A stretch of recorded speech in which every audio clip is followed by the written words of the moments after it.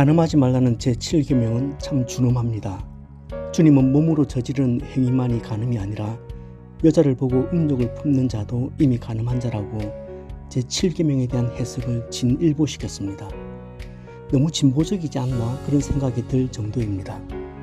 그래서 지키기에 너무 높아 보입니다. 어떻게 하면 제7계명을 지킬 수 있을까요? 세 가지만 말씀드립니다.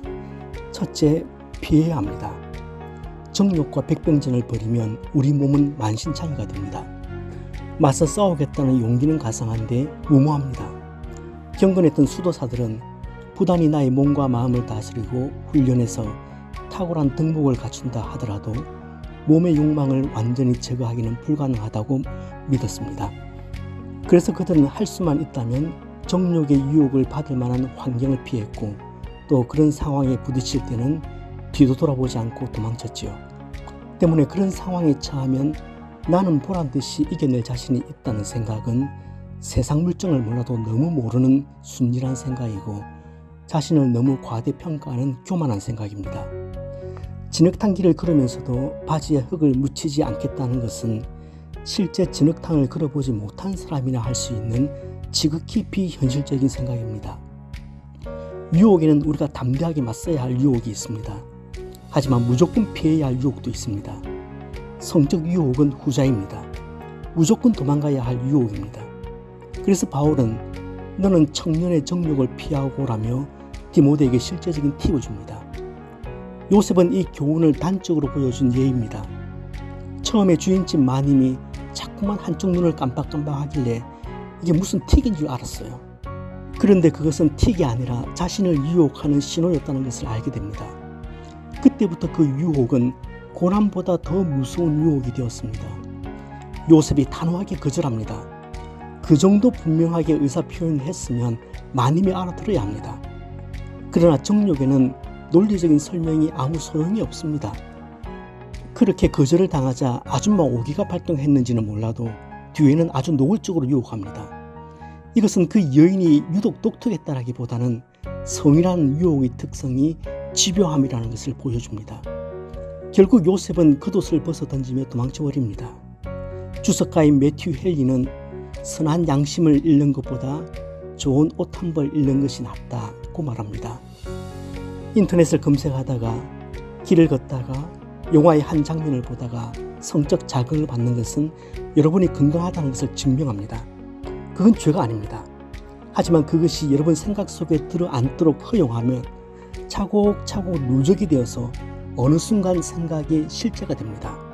그런 유혹의 가능성이 있는 카톡이나 문자는 끊어야 합니다. 은밀히 보고 있는 인터넷 창을 닫아야 합니다. 혼자 있는 방에서 거실로 나와야 합니다. 둘째, 채워야 합니다.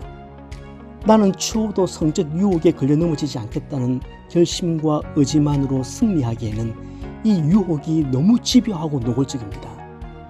제7계명을 지킬 수 있는 두 번째 방법은 우리의 속을 성령으로 충만히 채우는 겁니다. 위가 가득 차면 제 아무리 산의 진미를 가져 놓아도 식욕이 당기지 않는 것처럼 우리 심령이 성령으로 충만하면 시시하고 불량한 성적 유혹에는 집중하지 않을 수 있습니다. 영혼이 허기지면 별것이 다 예뻐 보입니다. 내 영혼이 곰핍해지면 군인들 하는 말처럼 치마만 둘러도 아름다워 보입니다. 여러분 각자의 영혼과 내면이 뿔된 동산처럼 주님의 은혜와 성령의 능력으로 충만히 채워지기를 소원합니다. R.A. 토레이 목사님의 고백을 나누고 싶습니다. 나는 매일 아침 성령의 충만을 구하지 않고는 하루를 시작하는 것이 두렵다. 내가 성령에 충만하지 않다고 느꼈을 때 나는 내 말을 삼간다. 왜냐하면 내 말들 속에서 너무나 잦은 실수가 있기 때문에 그렇다. 나는 성령에 충만하다고 느끼지 않을 때 나는 사람을 만나는 것도 삼가길 원한다. 왜냐하면 내가 너무나 자주 실수하기 때문이다. 성령으로 충만히 채워짐 없이 단순히 심리적 무장만으로는 성적 유혹의 세계를 헤쳐나가고 거룩하게 살 수가 없습니다. 그러니 성령의 충만함을 받으시길 바랍니다. 셋째, 부부관계를 강화해야 합니다. 간음하지 말라는 계명은 부정문으로 쓰여 있기 때문에 그 적용이 소극적일 수도 있지만 사실 십계명의 모든 계명이 의도하는 바는 적극적이고 능동적인 적용입니다. 마치 살인하지 말라는 육계명 속에 생명의 존엄성은 반드시 지켜야 한다, 형제 자매의 모습에서 하나님의 형상을 찾아야 한다, 그런 적극적인 면이 내포되어 있는 것처럼 간음하지 말라는 계명 속에는 신실하라는 적극적인 면이 내포되어 있습니다. 어디에 신실하라는 말입니까? 결혼과 가정에 신실하고 무엇보다 배우자에게 신실하라는 말입니다. 콜롬비아 신학대학원의 3대 총장이었던 로버트슨 맥큘킨은 서약을 지킨 사랑이라는 책을 썼습니다. 평범하게 살던 부부의 삶에 검은 그림자가 드리워진 것은 아내가 치매에 걸리고서부터입니다. 아내의 치매 증세가 점점 악화되자 로버트슨은 1990년 신학대학 총장직을 사임하고 자신이 가진 모든 공직을 다 내려놓습니다. 그리고 2003년 아내가 사망할 때까지 13년 동안을 한순간도 아내 곁을 떠나지 않고 간호합니다. 모든 직위를 포기하고 온 힘을 다해 아내를 간호할 수 있었던 이유는 두 가지입니다. 첫째는 아내를 간호하는 일 자체가 하나님의 일이라는 확신이 있었기 때문입니다.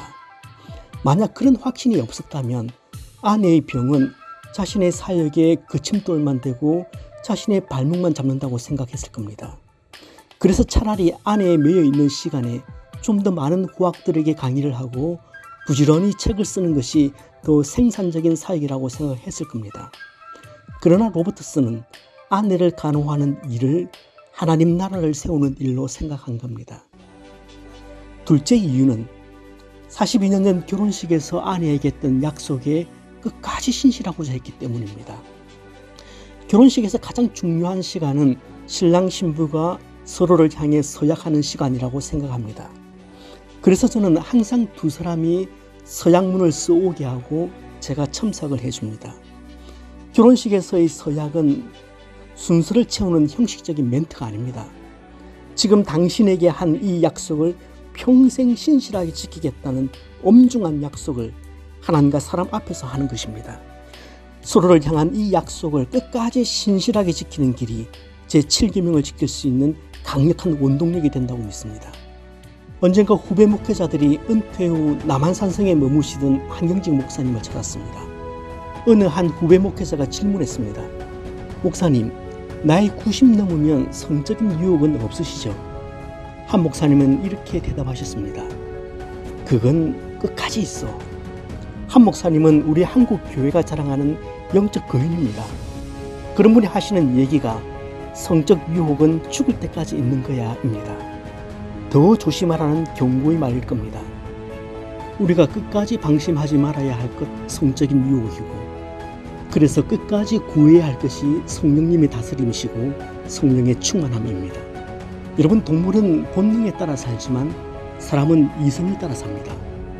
그러나 그리스도인은 성령의 인도하심을 따라 산다는 것을 기억하셔야 합니다. 간음은 단순히 성적 싸움이 아니라 영적 싸움입니다.